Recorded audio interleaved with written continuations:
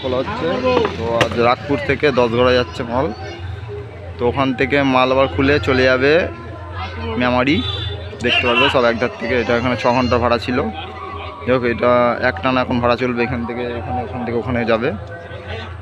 তো এটা রাগপুর থেকে এখন যাচ্ছে, দেখতে পাচ্ছ গাড়ি লোড হবে।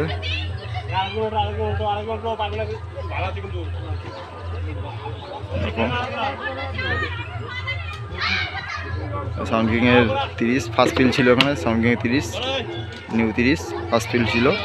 যাই হোক, কালকে ওখানে মুজাম সাউন্ড কিং সব রয়েছে,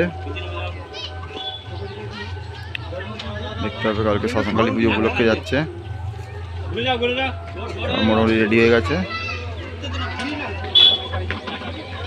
ওখান থেকে কাল বেজে পরশু যাবে মেমারি। মেমারি থেকে মাল খুলে আবার বাঁকুড়া কল্যাণপুর যাবে, কল্যাণপুর একটা, বাঁকুড়া একটা।